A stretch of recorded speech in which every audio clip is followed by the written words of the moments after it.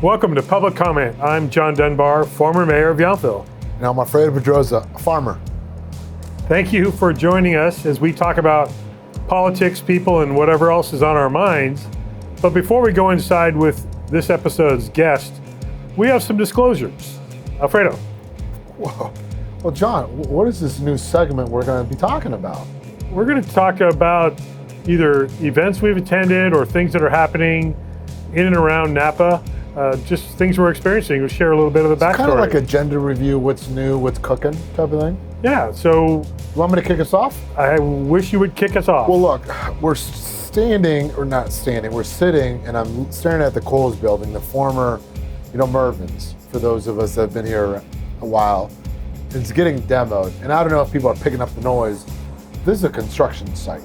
And hopefully they pulled all the permits, right, to be able to do it, but what an incredible thing, though, John, right? To have someone in Napa invest, because it's going to be billions, if not millions of dollars in downtown Napa right now, and that's huge.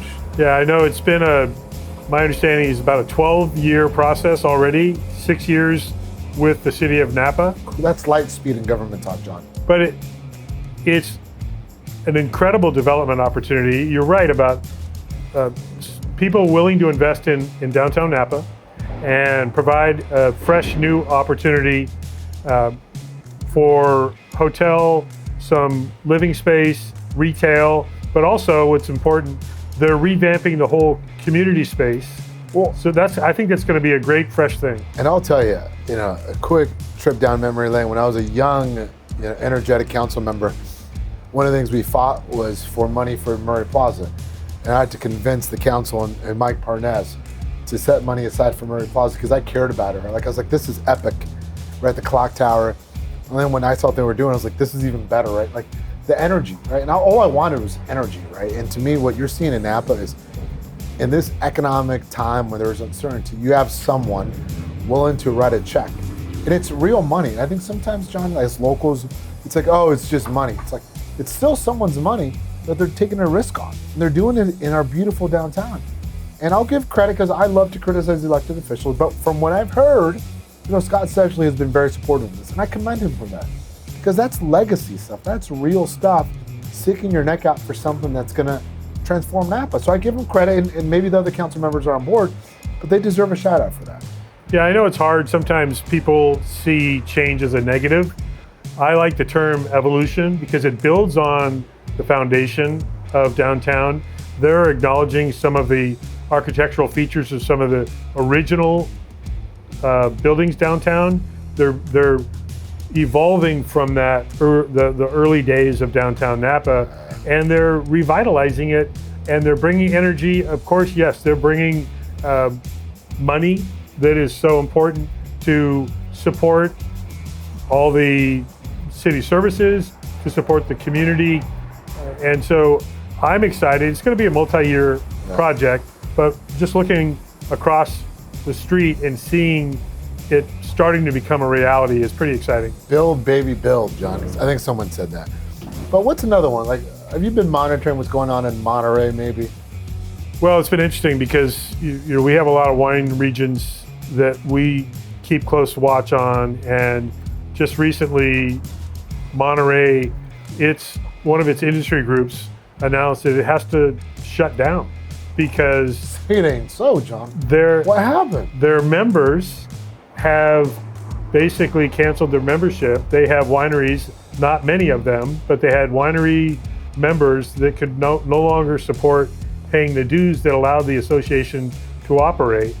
And it's one of those canary in a coal mine kind of situations where we've seen other regions struggling, trying to get creative to help the industry stay, thriving and productive, but it's getting harder and harder.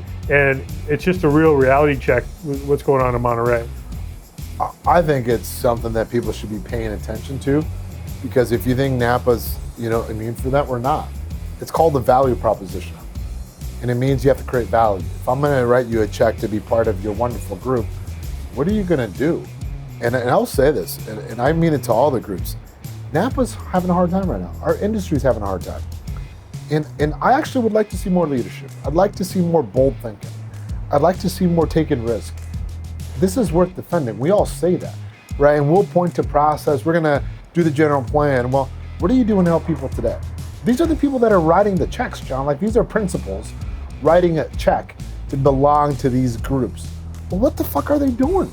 Well, that's a fair question. We're seeing it in Sonoma County, where they're having this very active debate about creating a wine improvement district to assess the wineries a tax, basically, assessment to support marketing of their industry.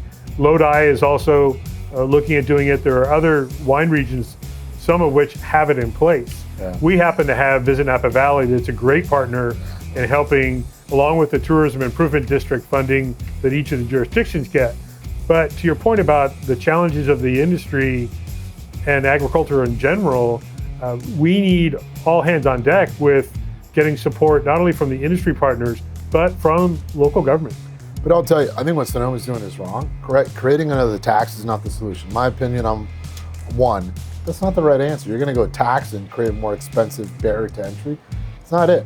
Now, our industry groups might be doing things, but if they're not telling the story, then how do people know? So if they're out there doing something to help recover, to help people be able to meet ends meet, if they're working on things to deregulate Napa, then tell people. I don't think you and I are living under a rock where we wouldn't hear about it. But then don't hide behind process. And that's all I'm saying is, I think our groups have an incredible platform. They've earned it, John. They've built it because they have done stuff to make Napa thrive. And we are known around the world because of our great vintners, but also because of the work our associations have made. But it's a different time now. And I'm tired of resting on the laurels of yesterday for tomorrow. Well, So I think we've touched on some disclosures. Okay. We've gotten our Should we go voices inside? warmed up. I think we go inside and start the next episode. All right, let's do it. Cheers to that. But yeah, our sports fields are terrible. Between $150,000 and $200,000 per year on fields. Fields that are part of the school district, which we all pay taxes to. That's just profiteering. This is a solvable problem for Napa. Welcome to Public Comment. I'm John Dunbar, former mayor of Yountville. And I'm Alfredo Pedroza, farmer. And I am Karl Frisinger, president of Napa United and its executive director. I've known Karl for quite some time. We bonded over the lack of leadership around sports fields. And I'll tell you, as someone that has kids, it just drives me nuts. And John, you've heard me vent about this. I know, I'm glad we're finally getting to this topic. He's been talking about it for 23 episodes, I think. And you've enjoyed it. But, you go to these communities and towns and they have beautiful sports complexes, Karl. And I'm a big fan of Napa United. And to me, first of all, we should talk about what Napa United is, right? And maybe you could give us a little background of what it's like to be leading the organization. Yeah, well, if you've been talking about sports fields for 23 episodes, the city has been talking about sports fields for about 55 years. Well, in government, that's lightning speed, though, man. Don't give up hope. There's still an opportunity there. I'm saying that as a former council member. That's still only one generation. Yeah, but I digress. Yeah, so I'm honored to hopefully lead and be a part of Napa United. We're Napa's largest youth sports organization in the Valley. Every year, there's about 2,000 kids that are participating in some Napa United project or program. We have everything from camps and clinics. Those can be from rec all the way up to camps and clinics where international from Fulham or Manchester United What did coaches you guys will have come recently? over. We just did a camp with who was? I believe it was Manchester United and Fulham coaches came over. Legit. So You would have been impressed, John. Oh, I am. And so the organization's been around since the 70s, right? 1975. Yep, it's been around. It started off as a purely rec league, and then it's blossomed into roughly, again, 2,000 kids, everything from recreational programming soccer all the way up to kind of the highest levels of youth soccer in the United States. On the boys programming, that's MLS Next. We're one of, I'm going to get the numbers a little wrong, roughly 125 programs. You round up here. Everything you round up. About 125 youth organizations. We compete against clubs like the Seattle Sounders, San Jose Earthquakes, Awesome. the Vancouver Whitecaps. Yeah, you guys had an exhibition game at Memorial Stadium with Whitecaps. I remember. Yeah, we tied them 2-2, I believe. Yeah, and that was our U19 team last year. And then we actually that same U19 team played the Portland Timbers, played them at Silverado, and were victorious against their U18 team. So look, I got a question because people still bitch to me and John for problems, and we remind them that's why I don't use former elected, because people still think they're entitled to. They might actually approach you. Yeah, and I don't want to be approached, but there's this complaint, and you know about it, Karl, but like we don't have enough fields, or the fields are terrible, and I think it's legitimate, right? Like all joking aside, like you are in the Napa Valley, this is an incredible community, but yeah, our sports fields are terrible, and sometimes that might be a reflection on you, right? So I'm not saying pass the buck, but to talk about the challenges of how you have to work with the school district, how you have to work with the cities around the accessibility of sports. Yeah. I think the first thing is perception, which is actually reality in this case, as you mentioned. Fairfield, right up the road. They have a sports complex right behind Sonoma 80. County does. Yep. Petaluma has a sport complex. Sonoma County. Obviously, Marin has multiple. Moraga, San Francisco. Well, why is that though? Give us some color on it. My short, sarcastic answer is you'd have to ask the city officials why that hasn't happened. Well, I'm sure some of it has to do with land availability. I mean, to be fair, the cost of land or the availability of open space. There isn't a lot of unused, undeveloped open space that isn't agricultural here in the Napa Valley. It doesn't mean that there aren't places that exist that can absolutely support sports complex activity 100%. And some have maybe been, like we were in Elk Grove a couple of weeks ago, and I forget they had a community special district, and it kind of registered with me because like, okay, I wonder if they're creating a special district to fund these measures. That means the community tax themselves, right, to create that. But I think we're getting too far ahead of ourselves. I guess kind of backing up is right now, if you want to use Redwood Middle School, if you want to use a college, which is an addition, and I'm going to be there in a few hours, what is that like for you, and what does that mean? It means expense and scheduling nightmares. So historically, when I first joined the board of Napa United, I was its lead counsel. It was. Are you an attorney? I am. I am. Damn. Don't hold it against me. Oh, we're drinking. Oh yeah, we got to drink now. I like to say recovering. Yeah. So Former. Not yet. No, don't say that, because you still need billable hours like we all do. So when I first joined, it was $15 per person or per kid per sports season. And we had 2 seasons, like fall. Napa Unified or something like that. Yeah, through Napa Unified. So we had a fall and a spring season. And so roughly $15 per kid per season. And our expenses for fuel costs were roughly $30,000. Fast forward, now we are charged hourly rentals by the school district. I'm not saying whether that's wrong or right, or whether it is standard or not.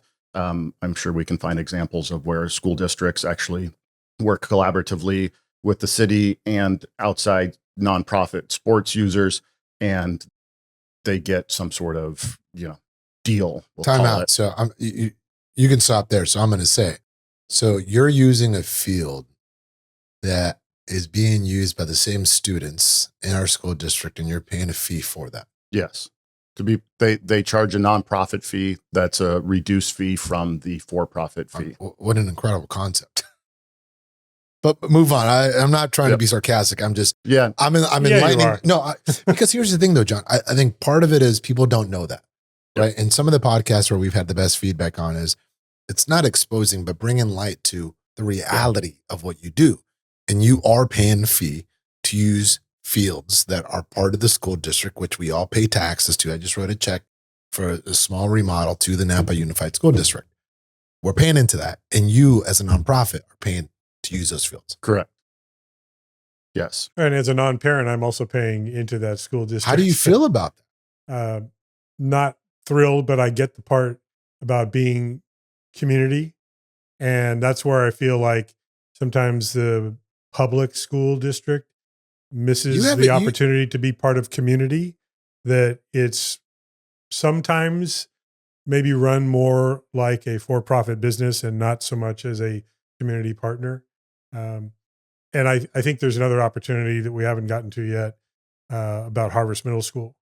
And Sound like if you want to talk about where city government and public school district leadership and you as a nonprofit youth organization should be able to work together, that's a pretty clear example of where that should be able to work. And it hasn't yet. And yet, how many years now has Harvest been closed as a school? Several years now. And I know the city of Napa is theoretically negotiating with the school district. it's on their agenda tomorrow.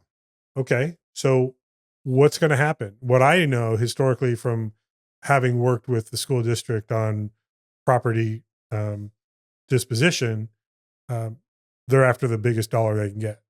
And, you know, public facing, we want to support the community the best we can.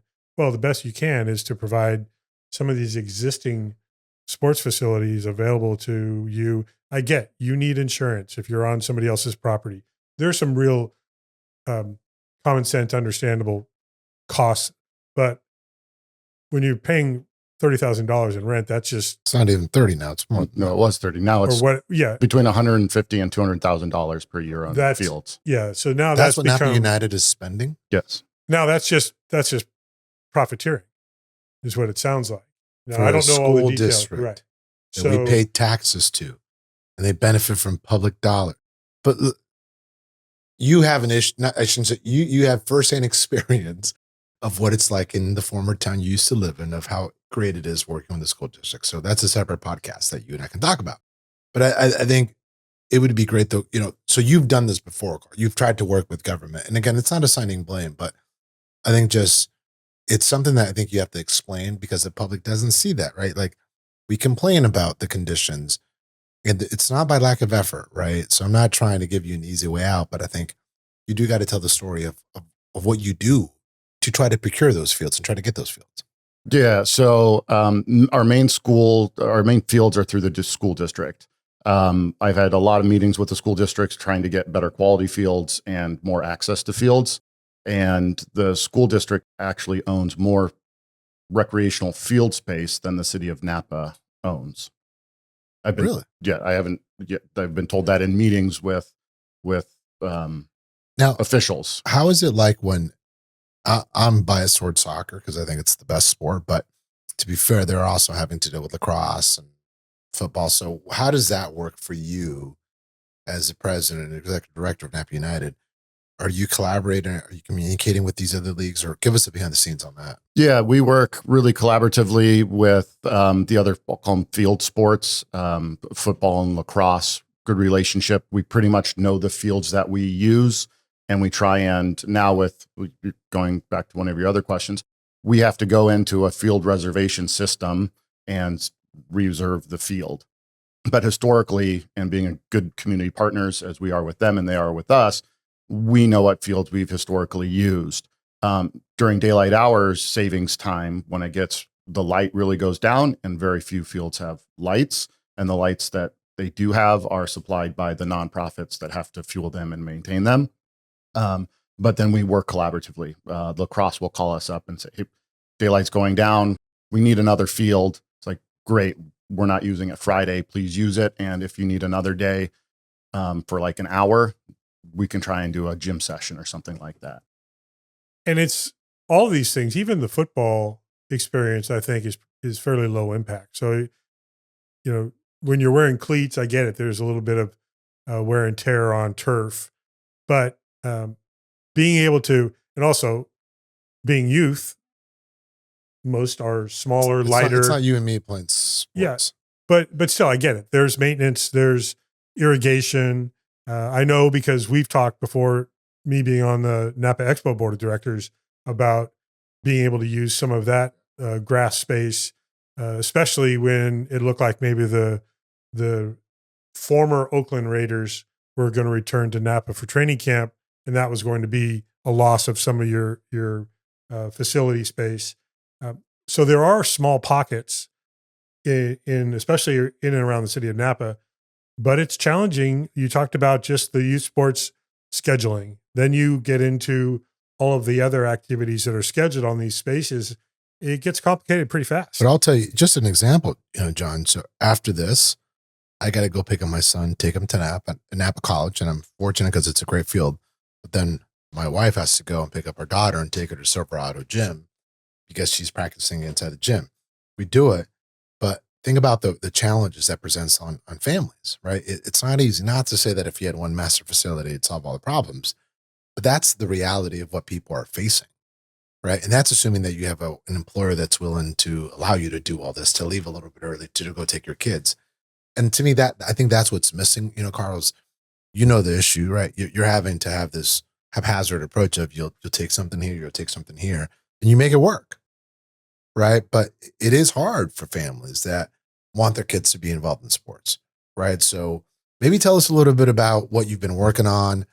I know that Napa Valley College is a new thing, but you've spent a lot of time working with the city of Napa, not criticism, but just tell the public what you've been doing, right, to address this issue. Yeah, I think you make a great point that I'll hopefully close out that portion and then hop into your question is with either the city or the school district owning most of that flat, accessible land, they need to be the leaders.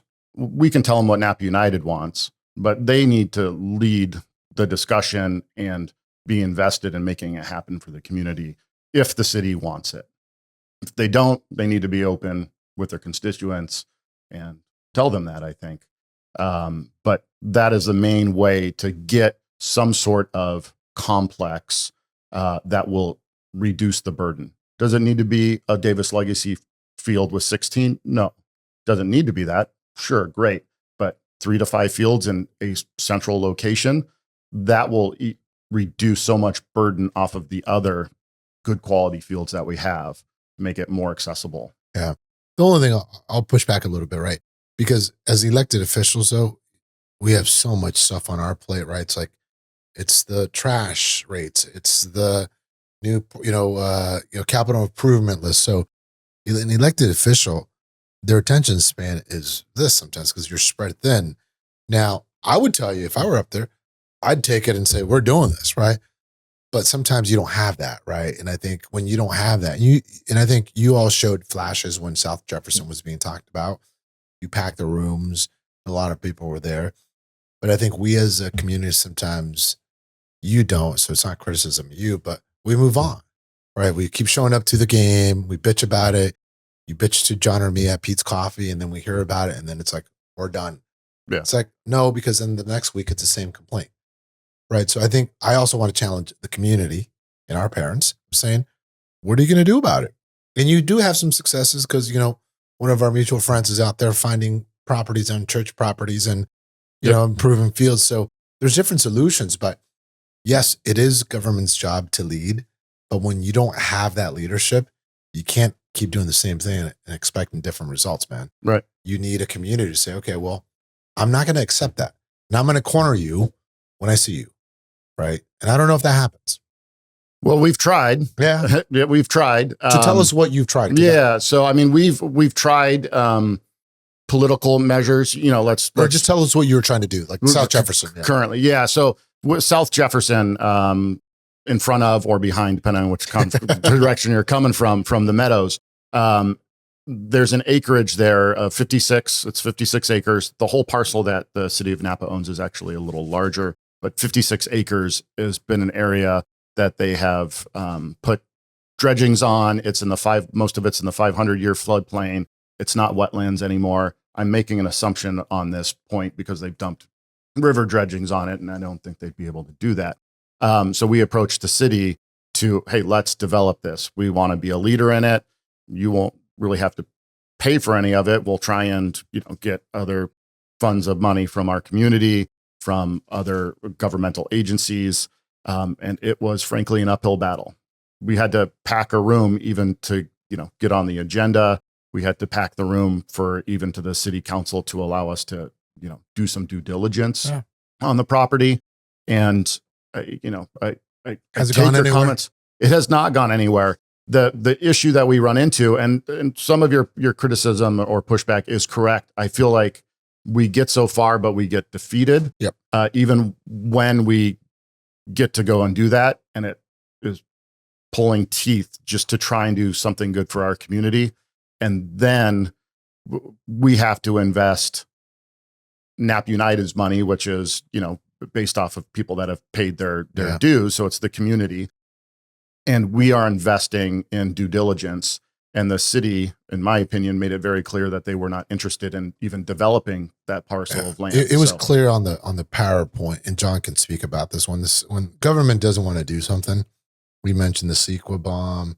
We paper it, right? We show it's going to take a long time. And essentially that's what happened, right? Now, I don't want to digress from, I think there was a call to action. There's incredible people there. Kids showed up, right? But to your point, I think life happens though, man. Yep. Like we get back, our kids are this and that, and it's hard, but it's easy to complain. The problem is we know the solutions are there. Yeah. Like this is a solvable problem. Well, Napa. and the timing, let's acknowledge the timing. The city of Napa just passed a sales tax measure to get How much? $22 million a year. And they said they want that to be invested in the community. So it's for families, children, parks, open space, as well as other infrastructure improvements. There's probably more road maintenance going on right now than I've ever seen in 27 years of living in Because the of Kate Valley. Miller. Kate Miller. she's Kate our Miller. former executive director Yeah. for Transit Authority, which we hold dear to our heart. But there's new revenue coming in.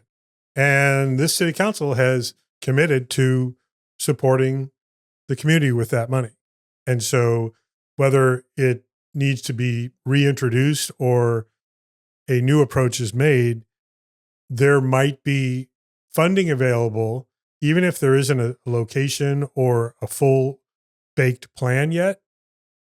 Maybe some funding should be set aside starting now so that can accumulate, so that if there is a parcel available in a year, 2, 3, 5, whatever, there's that money, that startup money that has been protected for that investment. Because frankly, cities, not just this one, but cities in general, it's very hard to hold on to a large sum of money to save for a capital project, because there are always other things that need that money. I have an idea, and I'm not as dumb as sometimes I look or people give me, accounted for. But and to bring some positivity into the conversation on my end, because a lot of times as being directors or executives, sometimes we have to deliver not fun news or hold people, accountable and stuff. But we do have some politician. Yeah. we do have some exciting stuff going on. We are in a partnership with St. John's Lutheran that just redeveloped the field, and we'll be able to use that. Beautiful. Yeah. Shout out to Brant Morey, who kind of led that charge, and the St. John's, community there. But we'll get to use it after school hours, and we'll, with St. John's and Napa United, we can help maintain and keep a good quality. And then Napa Christian, we just found out yesterday, they were doing the same thing to their field. They were ripping it out, but with some, financial problems or sorry, I actually don't know. But just opportunities. Yeah. So we stepped in and said, rather than you investing money to redo the field, you can use that money to, strengthen your school programs. And so and you're raising money for that. We're raising money for that. So if you'd like to donate, please jump on our website and donate. What's the website? NapaUnited.org. And then lastly, that brings us into kind of the great idea. We have been working with the college. And so to have a field complex, this is in connection with the Napa Valley College, 1839, who's the men's and women's semi-professional soccer club in town, and Napa United, to develop about a 3-field complex, one with a stadium that 1839 really likes or is really pushing for and would be a great benefit, a plaza area between the 3 fields. They still have the baseball field and another little practice area.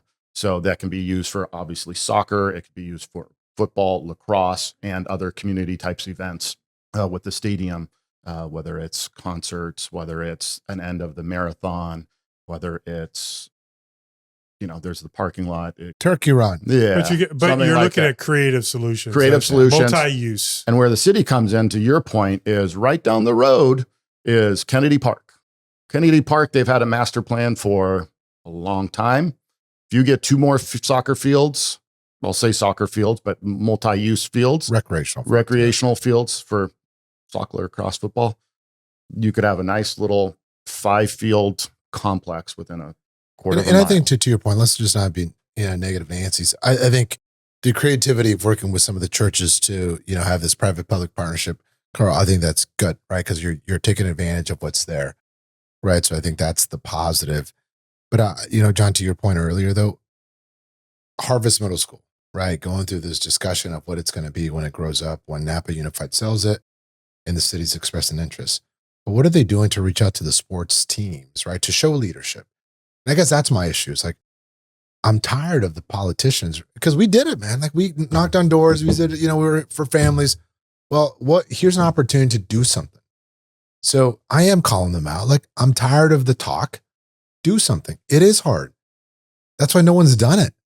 But then do something for the kids. Like we all say that we want more local families. We have declining enrollment in our schools. What do you think happens? So here's an opportunity to create private-public partnerships, and you're having to convince the city council that this is a good thing. Like, what earth are we on, right? And that's my frustration, right? So I've been venting for 23 episodes, and I finally have the opportunity to express it. And it should be the same for lacrosse or football or t-ball or whatever, right? But like, we believe in sports for kids, then do something about it. I think one thing that's unfortunate just geographically is the city of Calistoga now has the fairgrounds. And they're literally, as we're sitting here this week, they're talking to their residents, what do you want to do with this property? That has great potential, large space, but it's geographically undesirable, and it's not practical for having all the families that live in Napa or American Canyon. That's you're driving an hour to and from each time. We drive it. But I'm just saying, if that's a viable solution, those conversations are happening right now in Calistoga. And I'm glad you brought it up because I don't know if that would. Yeah, I mean, beggars can't be choosers. Yeah, exactly. That's what I was going with it. Logistically, I hear your point. I wouldn't want it to be an out for the city of Napa. The city of Napa, I mean, you guys know the numbers better than I do. 90,000 people in the city of Napa. Again, I'm rounding up, right? I love rounding up. So I don't know how many. 75, but yeah. Okay, 75. But I bet you the majority of your kids come from the city of Napa. Yes. Right, to be fair. So, I also want to go back to the college because I think Jeff Dodd and Kyle Iverson, some of the trustees out there, that they've actually carried some of this, and I give them credit because we have to shout out when what we say is criticize when appropriate, give credit where appropriate too. And I think those 2 trustees have actually been willing to listen. They've been awesome. And being willing to say, how do we move this forward? Yeah, Dr. Powell. Yeah. Dr. Powell, the you president. Should give credit, yeah. Yeah. No, they've been wonderful. I won't say advanced discussions, but advanced preliminary discussions. How about that? So we've had a number of meetings with them. We have a non-binding letter of intent, working towards a binding letter of intent. We're comfortable enough with the feedback they give us, them being everybody we've just talked about within the college, to invest some money. We've have a landscape architect that has a conceptual drawing that I talked to you about the 3 fields. RSA has done a survey of the area, and they are working on a grading schematic, whatever that means, whatever the engineers Got to move some dirt. Yeah. level it out. Electrical, and have a land use attorney working on kind of the process. So give us a little bit of time frame, like, Karl, what is that? The last meeting we talked about, if everything went really well, a year and a half would be a nice aggressive, if we could get Department of State Architects, DSA, the state entity, to go through the process and raise the money. How much money? What are something? No, we've again done a lot with 1839 us and Napa United, about $12 million. That may allow for $1 million surplus because in 10 years we're going to have to replace 3 fields. So it allows some / contingency. Another short-term possibility that comes up, of course, in my head in Yountville is the former elementary school site. And I know that they're also right now talking about what the plans are for that property. There's still an empty, unused lawn area of at least 3 acres. And they're going to develop it sometime. But meanwhile, it's literally unused. Used to be the Little League field. It is the Little League field as long as Yountville Little League is able to continue to exist. But that used to be regularly used for adult soccer, just recreationally. And so there is that space. Now it's owned by the town of Yountville. It's not the school district anymore. So maybe you'd have better you have cooperation. You have hope on the town of Yountville electeds that they're going to be able to figure this out? Open-minded about all opportunities. Oh, look who's a politician now. Until John, they won't do be able to anything. figure that out. Well, Don't give Carl false hope. Hey, I'm just saying it's another open space of flat grass. Well, here's what I'll tell you, because I bitch about this a lot, but sports matter, right? And to me, I'd love to know why you're involved, right? Your kids are out of the system, not system, but out of sports. Yep. But I'll tell you, for me, right? Like, I grew up playing soccer, and I had friends that were not college bound, right? And they came from different families, and there were times we picked them up from juvenile hall, but we played sports. But it was us getting them out of that system and them belonging to a sports team, right? And we were the poorest team. We had uniforms that were red at one point, became salmon because we just washed them so much and we didn't have enough money. But it was those sports that kept them out, right? And they're my friends that they were in my wedding. Like, that's what sports did. Yeah. And there's kids today banking on that, right? So, like, my frustration is that I'll pay whatever I need to pay for my kids to play. And I know you guys do scholarships, right? But people need that, especially right now. And you serve 2,000 kids. Yeah. And that's what blows my mind. Like, you have 5 electeds that can't figure this shit out. Like, are you kidding me? Right? And that's the passion, right? And for me, it's like, our problem is solvable. So, like, enough of going to Petaluma with beautiful fields. Right. And I love Sonoma, John. Yeah. Except the wine. But I think, it's important what we've done just in this conversation today is adding some more daylight to the reality of it and the needs that you have. Again, there are a lot of folks that maybe they don't have their kids in the program now. Maybe they're going to. They don't know these details. Or some that have gone through the program and want to help you Correct. achieve I like that a higher point. level of success. And so talking about it is important. Like I said, daylighting this to our audience and beyond that, hopefully going to help you as you do the heavy lifting. Yeah. To Alfredo's point, I mean, I could go on for a long time. I'll try and keep it short. I was lucky enough to have sports growing up. I was not a soccer player. I swam. I went to Division I, got to swim Division I. One of my kids swims now. The oldest one played soccer. He's now a sophomore at University of Arizona, and he played soccer. I got roped in to be on the board because when they were about U10, they became better than I was. So I thought maybe swimming doesn't translate to soccer, and I can hopefully use, some time and dedication to something to help improve the lives of, not only my own kids, but the other kids. And so I was born and raised in Napa. So my heart is here in Napa, want to see it improve and develop and be here for the future generation. And then the second part is a little vain, but I'm stubborn. So even though my kid is not here anymore, I don't like being told no. I want to find a solution. I don't care who finds the solution. I don't care who gets credit for the solution.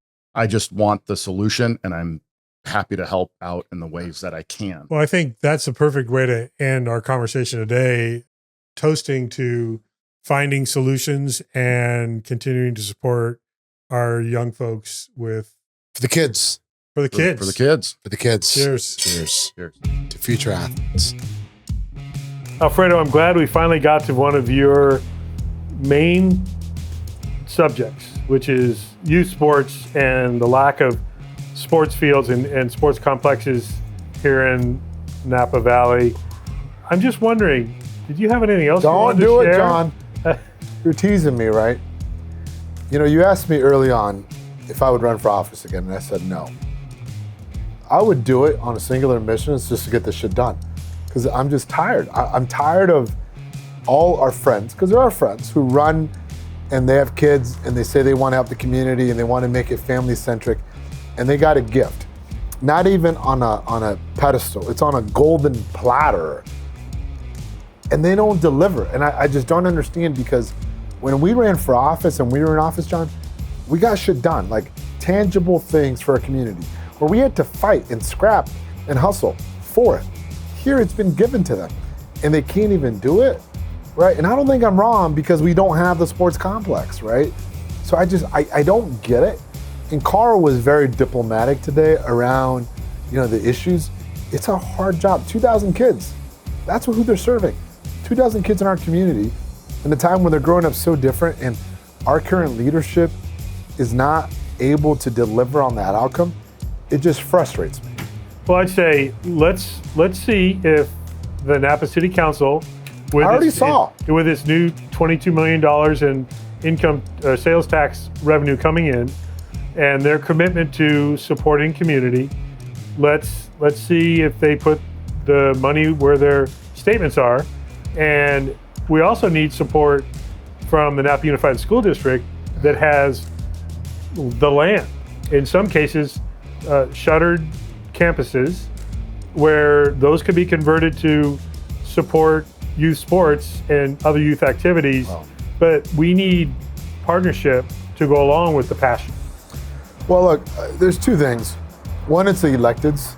Like, don't talk to me unless you're gonna actually create a real solution, right? I'm not interested in the lip service, and we know BS from a mile away. So great that you want to talk about it, do it, and then you can talk, right? So that's one thing.